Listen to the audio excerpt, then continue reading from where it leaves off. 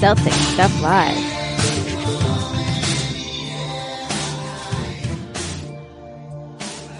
Welcome to Celtic Stuff Live on the CLNS Media Network, the leading online provider of audio and video coverage for the Boston Celtics. I'm your host, Justin Poulin. Joining me, John Duke, as always. And, dude, I freaking hate August. I'm just going to be honest with you.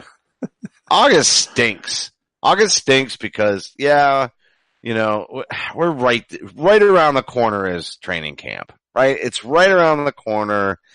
There's not a whole lot of new meat. We do have a few things to talk about, but, you know, we're going to talk about Cedric Maxwell and Celtics Beat with Adam Kaufman and, you know, essentially what I'm going to call manufactured drama. Like, this is what we got to do in August. This is what we have to do in August. But we do get some sneak peeks at the schedule. We're going to lead with that. We'll talk about Jaylen Brown and his comments, expecting to be playing in June and having a shot at the title and feeling underrated, and I happen to agree with that. Last year, I think I predicted 55 wins with a healthy squad. So look at that. Now they're going to bring back two players that are absolutely exceptional and younger players that, I mean, I remember this time last year we started arguing about the rotation and whether or not they had any depth. And, you know, turns out, you were wrong and you were wrong. Oh, well, glad we put it that way. I know it was totally foreseeable. Holy crap, man. No, I told you, though. I told you that was a lot. Oh, I know you did. Justin's right. John's wrong. But come on, man. I did say that team was deeper than you realized, and they definitely proved it in the win column. And they got severely injured across the board. Oh. And yet the depth was there. The rotation was there. Here's the other thing, though. I even got the rotation right, except we only really got to see it for about the first 6 minutes. But, you know, I had said that Brown and Tatum would be in the starting lineup, and there was some question marks about that. I think that's what we're going to see again this year, and I do think the team is deeper than ever just based on the fact that the players got plenty of run. One thing with the schedule, though, considering we're kicking it off against Philadelphia with LeBron going to the West Coast, it's pretty obvious they want to tout these two rebuilding teams, rebuilding in different ways, young teams with some pretty staunch fan bases, I might add. Philly's got a pretty strong fan base. Boston's got a pretty strong fan base. They're all right close by each other in the Northeast. So, you know, not if the Knicks were good, it's not like Yankees, Red Sox, where in Connecticut you clash the fan bases in this meld of opposition. You aren't quite that close, but the cities are pretty close. And I would say it's a nice one. Having this be the potential future sort of head to head and leading it off that way is smart. And I think I think opening night will be a lot of fun and, you know, I hope it goes a lot like it did in the postseason. Yeah, I'm glad they started with Philly. I'm not so keen on having both marquee games early in the season be against Philly, but not because I'm worried about the Sixers getting the better of the Celtics, but I just, you know, I'd like to see different matchups and see different ways for the teams to line up. And, you know, maybe I would suspect part of what forced that, the Christmas Day game in particular is a desire to really see, the Celtics be able to play closer to home and Philly play closer to home with the holiday. So, and you look at the Warriors and the Lakers, probably the same idea. Stay on the West Coast. They're not exactly close as Philly and Boston are, but, you know, that's probably what the NBA is trying to do. I just, you know, I'm glad they're doing it.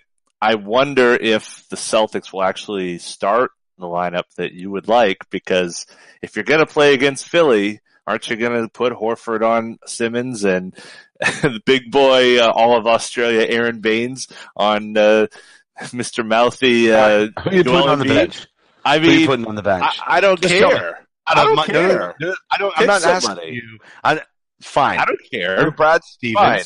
Predict who's going to the bench for Baynes. Tell me. Well, tell me how Gordon Hayward looks after his first training camp. Then I can tell you the answer. Tell me somebody isn't going to hurt themselves like okay, did. never mind. Never mind. You're legitimately. Right now, I'm calling a major foul. You're already predicting injuries before the season starts, and that those injuries happen before the season starts. right there, that's just taboo. That's some bad juju. Oh, come on. After last year, does it matter? No. We're going to suspend you. We're going to suspend you from Celtics Stuff Live for 6 weeks. You can walk under every ladder, break every window, and not have anything nearly as bad as what happened last year. It doesn't matter. But it doesn't matter. No. It does matter. The whole point was Celtics are immortal. No. Hospital Celtics is not what we want this year. We lived through it. It was an underachieving team. It was a great way to deal with some disappointment, but it's not what the fan base wants whatsoever. That's bad juju. You're paying a fine. You got a 6-week suspension. Handing it down from the league office. Yeah, okay. That bad juju is no good. And you only used it to dodge the question. No, just because you're wrong. They're not going to start. They're not going to go small. Why would they go small? Fine, but that's not the question. Fine, you're right. Not the question. No, that's the question. No, that is my question. I'm saying right now, fine, you're right. They're not going small in game 1. Yeah. Who's going to the bench? Hayward looks healthy. Kyrie is healthy. Everybody's healthy. World's perfect, just like it started last year. Who's going to the bench? I'd sit at Brown. So you're going to put Hayward at shooting guard? Yeah, maybe. I mean, who's he going to... What do you mean maybe? It's either Tatum or Hayward. Yeah, probably. I mean, have him chase around. I mean, maybe you don't want him chasing around Hayward. I mean, I probably would. I'm not worried about the defense in that game. I absolutely think you go small, and I think you try to bring everybody out, space the crap out of it, shoot the lights out. If they're not shooting hot and they're not passing well, you make an early sub for Baynes in that case. But I think you absolutely go small, just like you did the beginning of last year, and you try to force your will on other teams offensively. I mean, I get what you're saying. I see the defensive liability potential, but I also look at it on the other side that, man, if they can play some sound defense, know that they're going to give up some mismatches, but any of those misses, they start running the other way. And remember, Philly still isn't spacing the floor all that well. It's just JJ. So you're going to want Brown out there. If you put Brown on the bench, you're giving up a different matchup potentially. Yeah, but who are their best players though? I mean, their best players are, if it's not Simmons and it's not Embiid, who's going to beat you? Fultz? Well, if it's not Simmons and it's Embiid, then it's Redick. That's the number 3. But that's my point. You're only proving my point.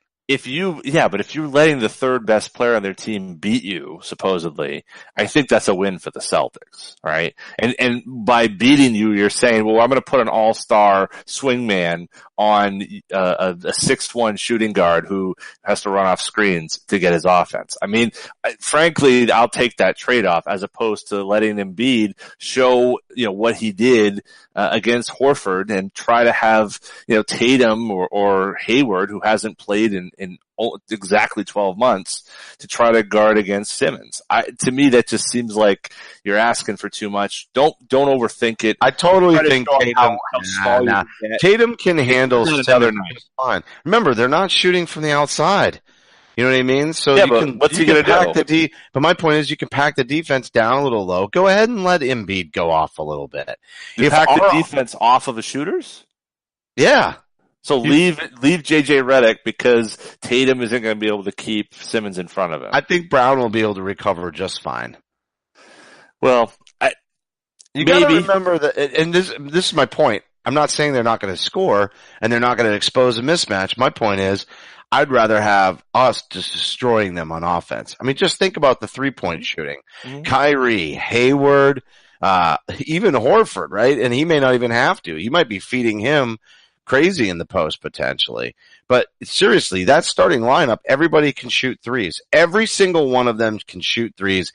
What they really should be looking at this season is how do they work the backdoor cut with Brown? I mean, he's so good in the post, right? And he's a threat from the corner, but that's where you start that backdoor cut.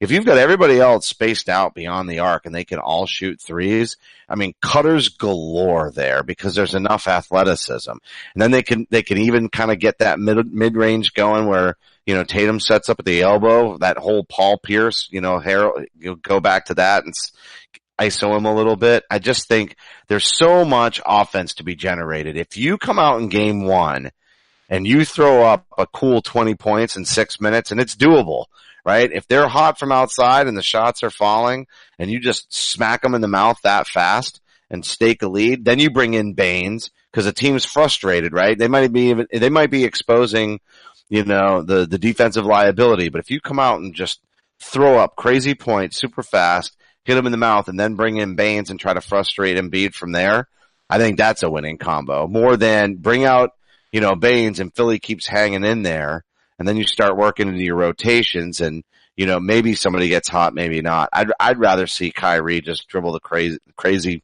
all over the place, get the ball movement going, hit shots from outside, have those guys all over place on defense so they're tired out, and then that way they don't want to wear them out. On offense, they start to get worn out. I think the defense almost plays itself a little bit in that starting lineup if you're just killing them on offense. I think we're going to see how they mesh in preseason. I think that's going to play a big role in what happens. We never got a chance to see what that team looks like, right, together. We did see what Baynes looks like with the others, minus Hayward. And, there's a reason why he was the top net rating guy in the whole league. It wasn't because, he's big and he's all of Australia. He had a tangible impact next to Horford, yes. On the floor with Kyrie, yes.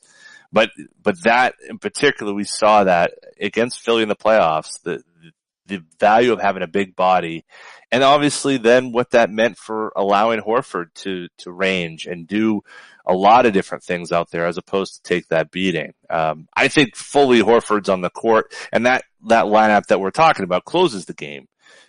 But to me, to start, I'd rather have Baynes out there and to do really what you talked about a lot last year, which is to stagger some of these minutes with guys like Hayward and so forth, so that way you are always having scoring on the floor.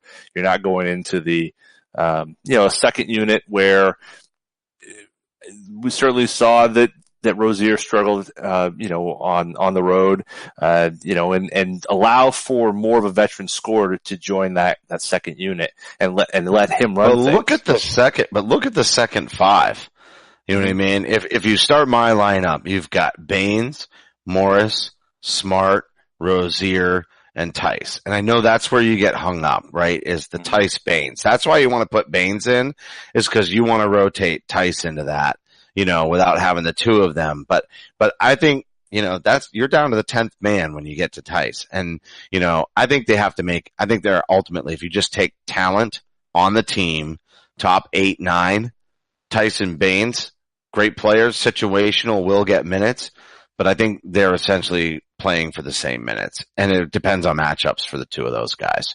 I mean, I love Baynes, and I'm glad he took a hit and everything else, but you got to respect what Marcus Morris and Marcus Smart and Rozier have to offer, off the bench, and they basically fill in that 1 through 3, 4. Cause we'll see Morris at the 4 a little bit, but they cover that 1 through 3 range. So yeah, I know they're not deep on the big man rotation, but I think you go small for that reason. Possibly. I don't, first of all, Brad doesn't do 8-9, right? He's going to play 10-11. Especially in the first half of the year. We're going to have a lot of this. This is going to be a deep rotation. Ojale is going to be in games. I mean, they're going to spread this out. I don't know this 10-11 every game, though. That's where you get it. It's a lot, though. It's a lot. He always if they get leads. No, he's always done it. I mean, he's like Larkin. We saw Larkin way more than we really should have based upon talent.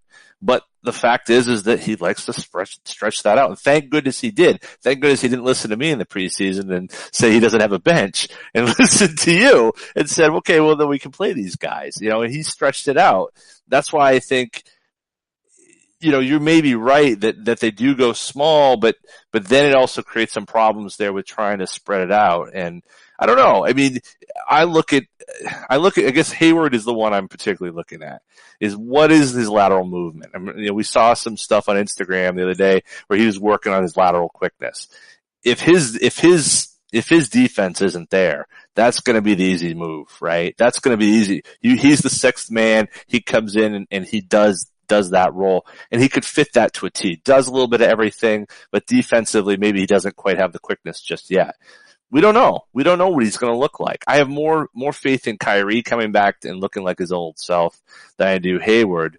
But I don't think this is like an ACL. This isn't like an Achilles. I think the bigger issue there is going to be confidence.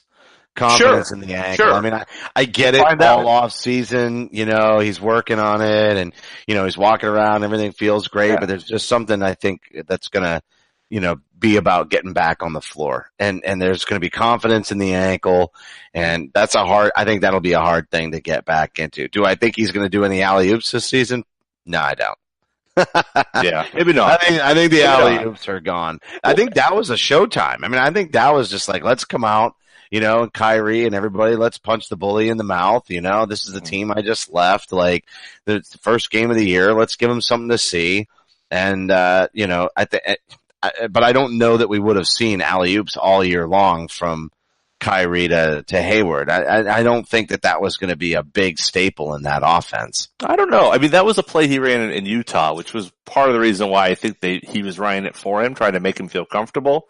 But yeah, I mean, in the end, it was definitely something of, here we are. We're gonna make a statement here. It was a close game. I'm going to let Cleveland know I'm here. And I don't think that there was anything malicious intended by it. It's more of just that competitive fire going, but. No, that's what I mean. It was a big, the lights were on. But I don't expect to see that a lot in there. I mean, how many alley-oops? Not this year, but how many alley-oops do you ever really see the Celtics do? I mean, there's some. But not many. And their athleticism is there. I mean, you can't tell me that they couldn't run plays for Jaylen Brown on alley-oops and expect him to finish. You know what I mean? Like, as long as he beats his man, as long as the opening is there, I just don't think they run a lot of them. I'm not saying they're completely absent, but I think it's more that, Kyrie, you're kind of calling the shots. It's in the playbook, and, it's something that the floor general calls out here and there, but I don't think it's something that they spend a lot of time on in practice. I could be wrong. But, you're vulnerable when you're up there. No. You're vulnerable when you're up there. I think it's more in pick and roll situations. I think Smart really is probably one who did it as often as anyone in pick and roll situations and finding the roll guy. You wouldn't see Kyrie probably. But you're already behind the defender in that case. You're not even. That's what I'm risk. saying. Yeah. Well, totally. yeah. I agree. That's what I mean. And that's not what that play was. Different dynamic. Right. That's what I was going to say. The Hayward play, that wasn't that play. That wasn't the pick and roll. No. That was, so you're right. I do think there's plenty of space for it in the pick and roll once you get around the man. But I think otherwise, I think it's a dangerous play. And I think they're going to avoid it in general. But to your point though, earlier, which is like Jaylen Brown and wanting to see more backdoor cuts from him, that's kind of the play right there, man. Like if that can be the devastating weapon for him. And I think you're right. That's where, Kyrie's going to have the ball. Gordon's going to have the ball. Horford's going to have the ball. They're going to be making plays. And if you're off ball, you got to find ways to be a threat. And we know that Tatum is going to have that gravity. Players are going to be drawn to him. Who's the player who doesn't have the gravity? Who's not drawing a defender to them as closely as everyone else? Obviously it's Jaylen. So let's see what happens. And we know he's got a high opinion of what this team can do, right? Well, that's a great transition. First, I'm just going to remind everybody you can follow Celtic Stuff Live on Twitter at CSL_tweet live. You can follow me at CSL_Justin. And I will tell you, and this is really no feat at all. It's almost embarrassing, but I have not cracked the 1,000 mark on Twitter followers yet, John. I am finally I've made it to 999. Lost one, probably a bot. I'm down to 998, but I am right there hoping to crack 1K. So I've been behind the 8 ball in Twitter followers, but it probably has a lot to do with just not quite enough activity. You, on the other hand, have well over 1,000 followers at CSL_Duke. Keep chalking up that tally. The entire CLNS Media Network at CLNS Media, Facebook.com/CLNS fans. Download the CLNS Media app for iOS and Android.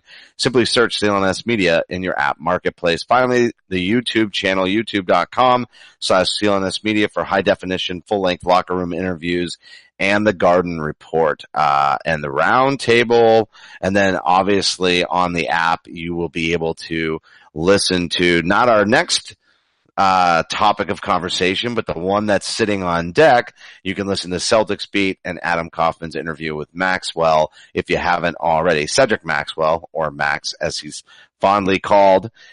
You can listen to that and then catch the third sort of segment of the show. But let's talk about Jaylen Brown. He's got high hopes for this squad.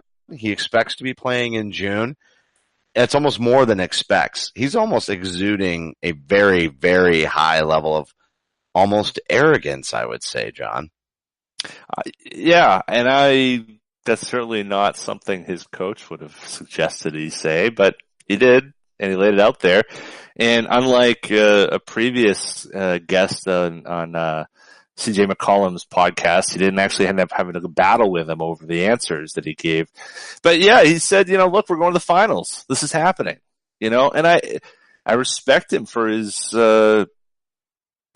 optimism and a certitude, I guess, in his opinion. I agree with him. Well, look, I mean, I think without LeBron, I think everyone is giving him, I don't know if they're giving them a pass, but they're certainly looking at him and saying, well, yeah, they're in that spot. They're the best. They're the king of the East. It really should be. I mean, the Kawhi Leonard thing is really up in the air. That could be a big win for them. I'm still putting it on the 35 to 40%. It's a success, and 20% it's a huge, overwhelming win that pays off even in the off season. But we've talked about it before. It's a solid calculated risk, and one that allows a franchise to, proverbially crap or get off the pot. Right. So that's where they're at. I actually applaud the move. So outside of that, and that's game 2, right? So they play the first game against Philly, like we talked about. Game 2 is going to be against Toronto. It's pretty clear how the league sees it and how Vegas sees it. Those are the top 3 teams in the East. LeBron's out of the way. It does make perfect sense after the Celtics had great success against Philadelphia with a not healthy squad. And then looking at the potential gamble that is Toronto, and really the Celtics have no excuses for not being there. So on the other hand, Jaylen's just kind of put the pressure on themselves and saying, we got to see what we're made of. We got to get this group in here. It's really incumbent on us to be able to maintain chemistry. The question is, as you would expect, and this is why I also think they go small. At some point, they're going to be damaged egos on this club. If they were able to re-sign everybody, there's going to be guys sitting on the bench that just aren't going to be comfortable with it. Yeah. I think we can all agree Terry Rozier is the backup plan next offseason.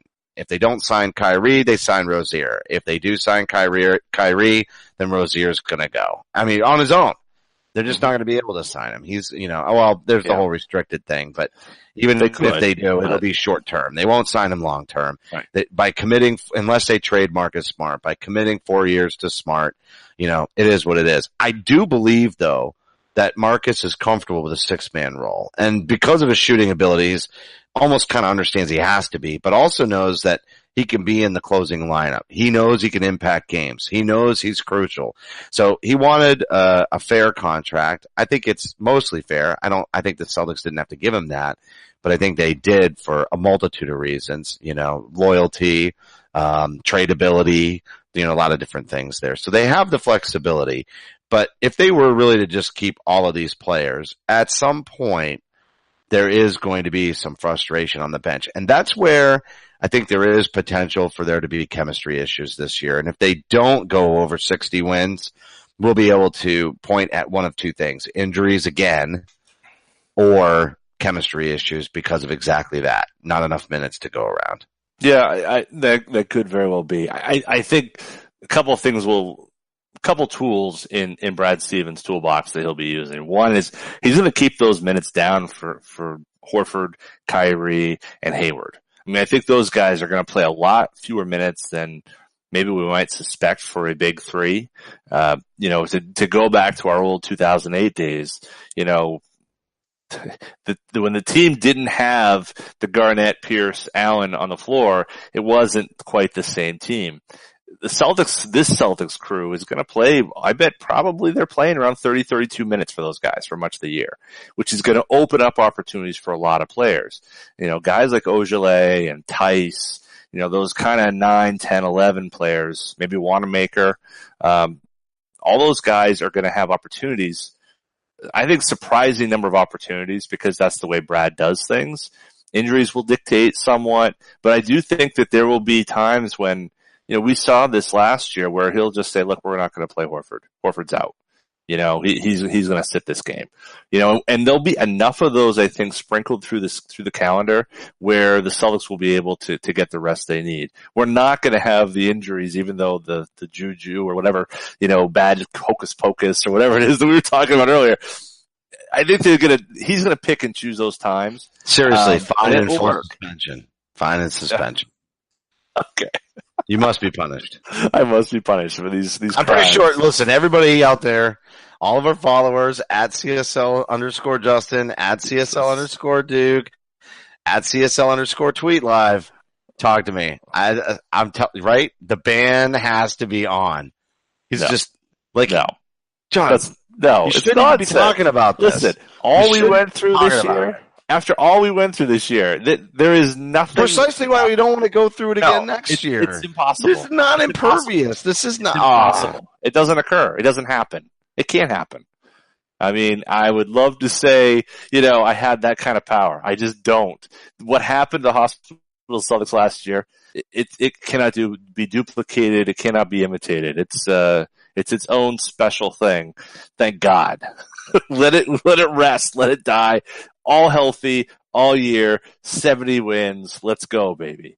I mean, it's pedal to the metal.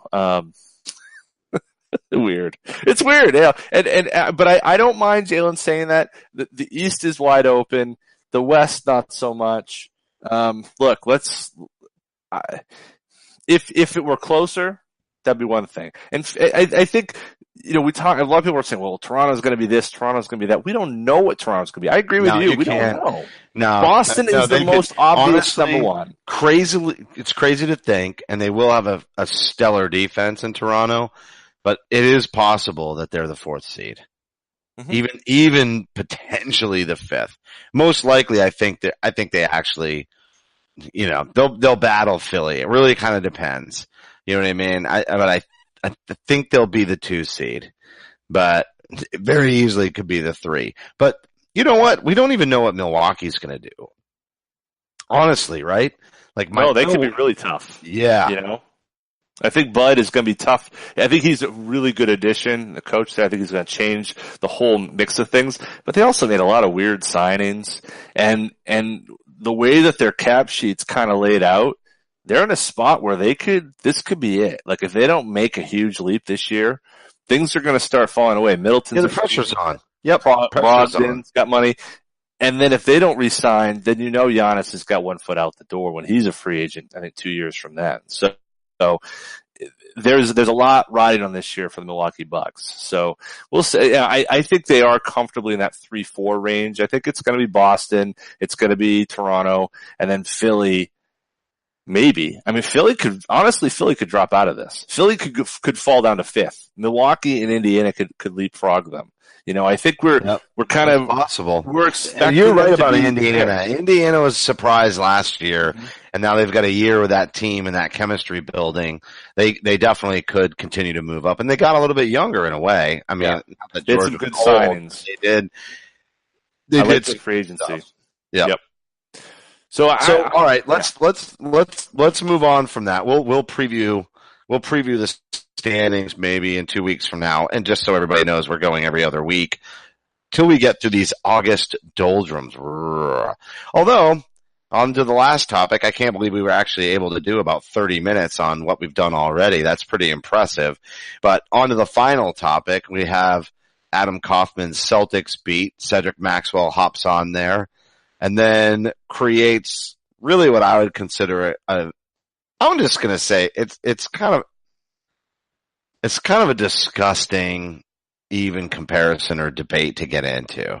Yeah. Like, you just can't, and I don't say this with disrespect to either, because John, how fond of KG and his mentality I am, right?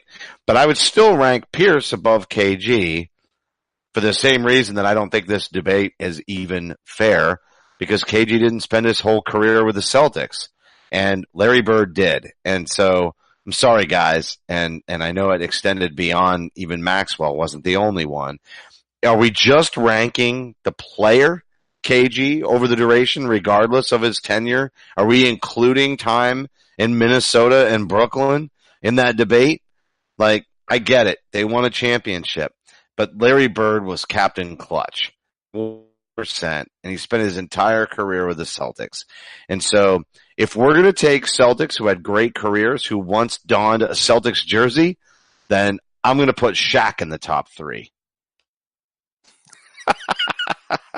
Well, look, I mean, there's a bit of recency bias with all this, and let's be fair. I mean, as you said, it's generational. It's an intentional generational.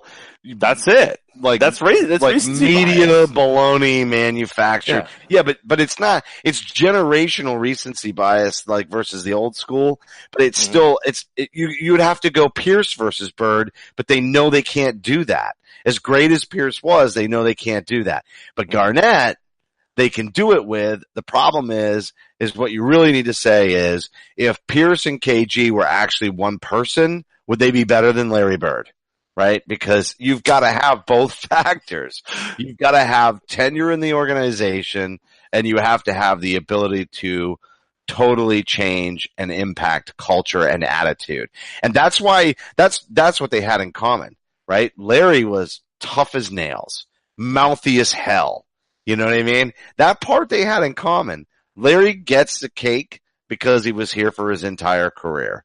And if you're going to ask me, does Kevin Garnett in the duration of his entire career, including Minnesota time, match up against Bird? Absolutely he does. I think there's a debate there. But if you're saying best Celtics, no, there's no debate.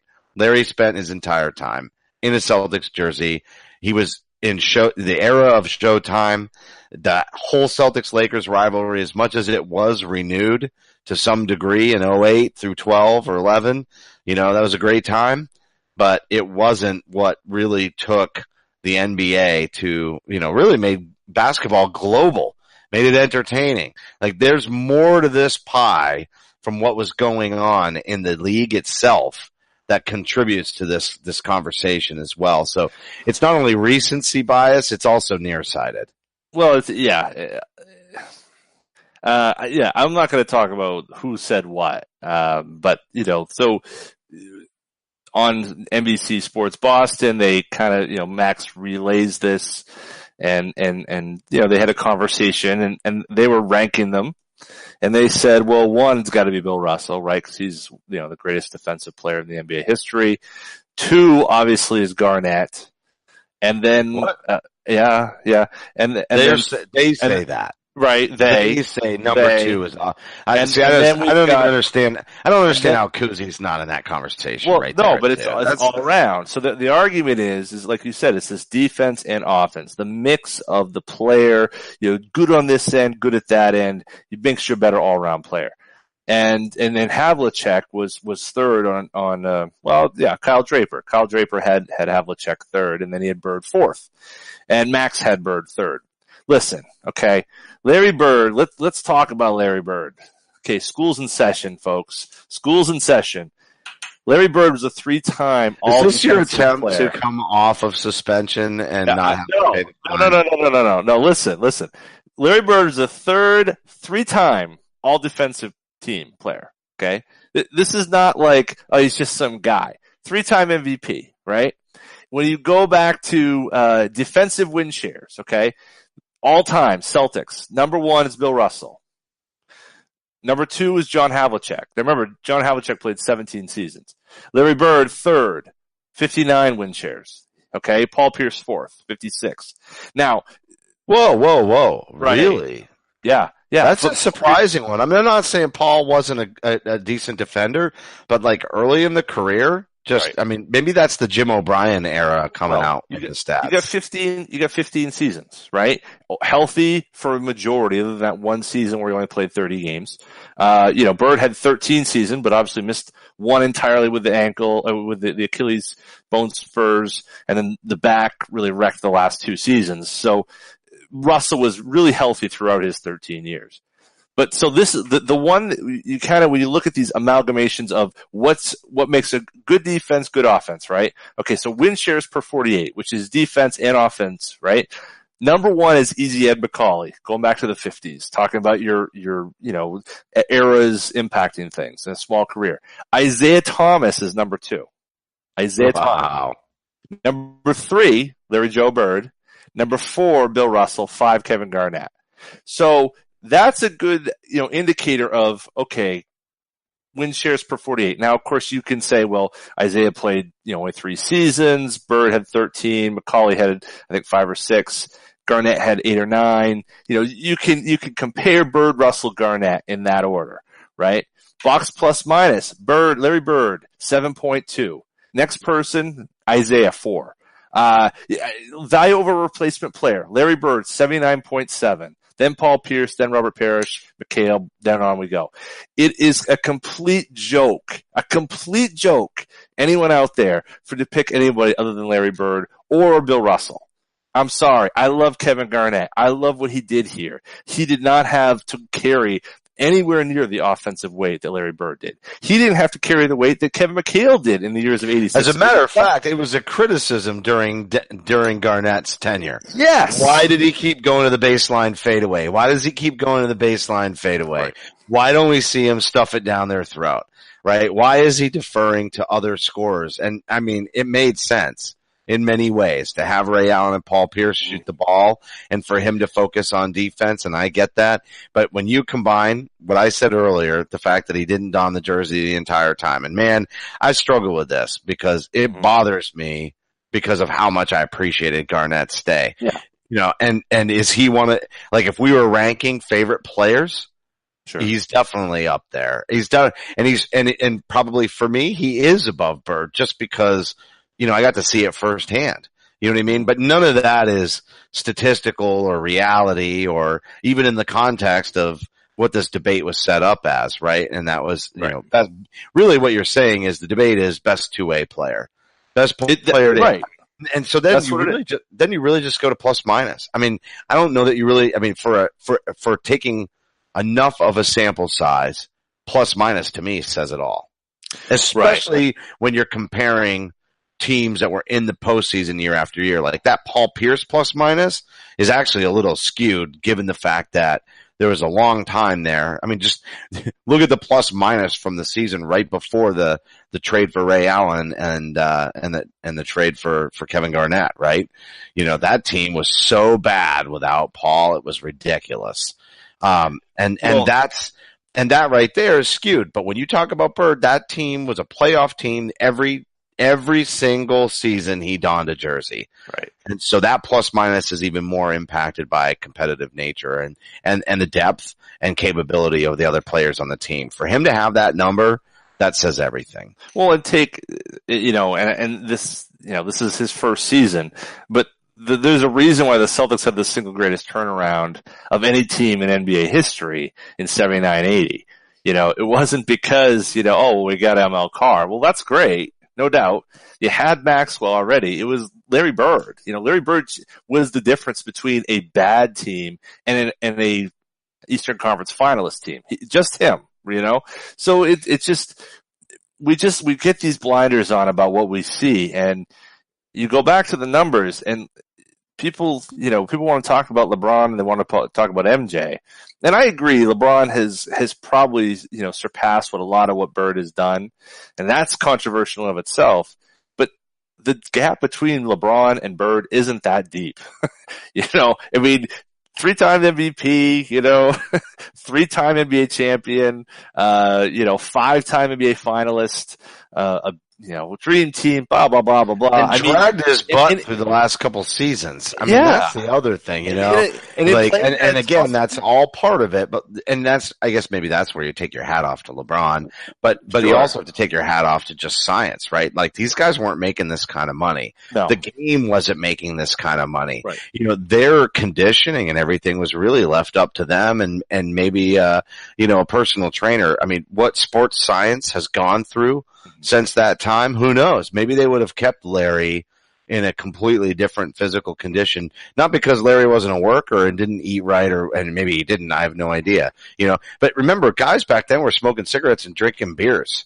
You know what I mean? And nobody in the NBA, I'm not saying that they're not doing some of that, but most of the, the margin, in the league for performance, many of them are following the Ray Allen, sort of eating very healthy, shying away from alcohol.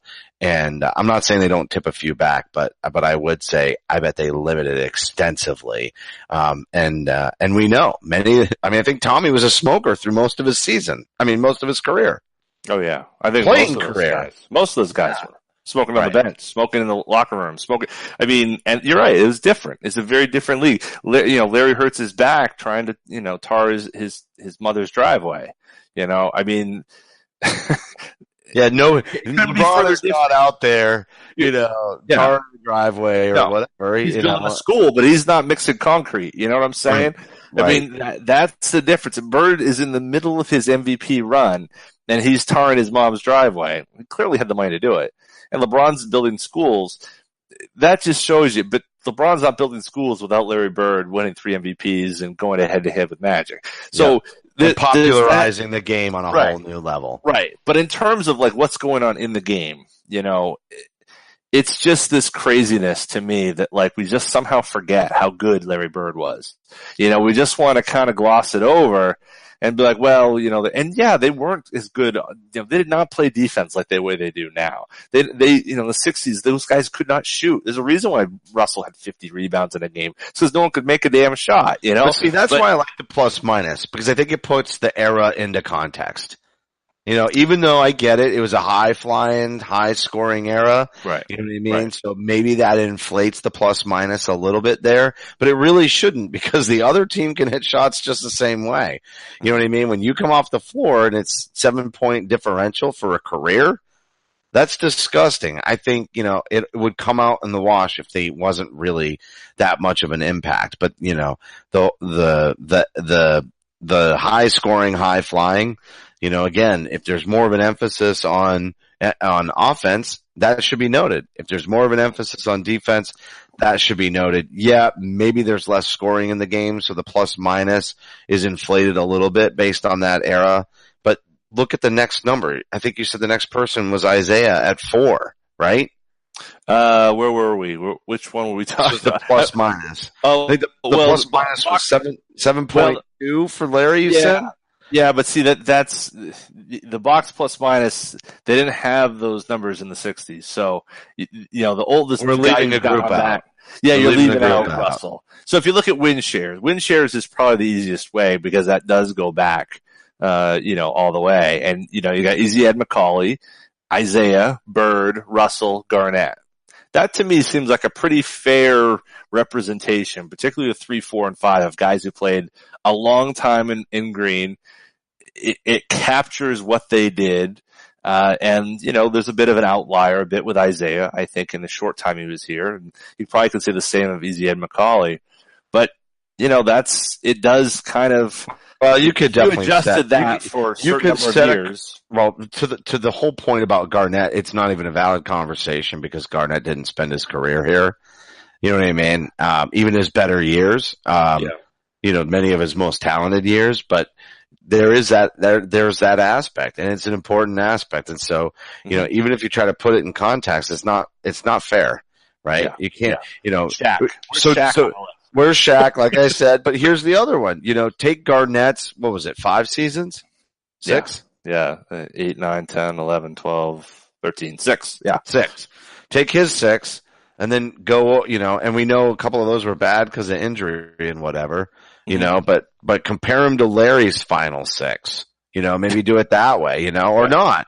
You know what I mean? Like take 2 years. If you take 2 years in Brooklyn for KG and then 1 in Minnesota, but the 1 in Minnesota I think we could throw out in general, right? Because it was kind of not really a year. But if we take the 2 years in Brooklyn, take the last 2 years off of Larry Bird's and then compare 6 against 6. That's the meat and potatoes of Larry's career right there. Yeah. You're throwing away 2 tough years, the same 2 tough years for Garnett. Yeah. I mean, only you put him in Brooklyn, where he kind of takes it off a little bit. He suffers through a little injuries. Larry does a little bit along the way, but you compare those 6 and 6, it's going in Bird's favor. So you do that, and if you did that, taking that 6-year stretch, you're saying, well, yes, Garnett had the knee 1 year, Bird had the Achilles, so kind of the injuries somewhat wash out. So you're taking the 90 season, the 89, which is the washout, 88, 87, 86, 85. 2 of those 3 years, Larry Bird was the league's MVP. One of them, he had one of the greatest seasons in NBA history. Yep. 88, he was statistically phenomenal. Went to the finals 3 of those 6 years. Yep. Those 6 years, meat and potatoes of his career. Same for Garnett. Pretty tough. Each has an injury. Yeah. I just don't think it's there. And KG, I know you don't listen to the show, but you're still a favorite. You're still a big time favorite. Yeah, I'm sorry, you're not. Please don't take offense because, man, when he's definitely number 1 on my character list. There's no doubt. There's the personality, I'm drawn to KG probably more than even as much as I love Paul Pierce. I'm drawn to KG's personality and his attitude. I like it. It reminds me of me at work. It's just, that's my guy. That's my guy. You go to work, you start yelling at people and beating your chest. You do all that. I can give you references. No, I really like that. You go up, you start headbutting the wall outside your coworker's office. It's pointing to people before the day starts. Dude, it's really close to that. I want video. Make this happen. That's the next YouTube clip from Celtic Stuff Live. Yep, it'll happen. Justin KG in his way in the office. It's gotta happen. Dude, you have no idea. Literally, I could go on a roll. Nobody wants to hear it. But yeah, I don't know. I absolutely approach work like KG from the way I drive to everything. There's pointing. You're gonna get those 1,000 followers here pretty quick if you do a video acting like KG at the office. Just saying, All right, so I'm gonna close on this. I was at new hire sales training. We're conducting the sales training for new hires at the company, and we're getting ready to go out to dinner, and we're sitting in the lobby, and all of a sudden I see Kenny Mayne's face, and I'm like, oh yeah, ESPN Sports Center. It's been a while, Kenny. How you doing? And it's like this, I can't remember what it is because I don't even have cable at home. I just happen to be in the hotel lobby.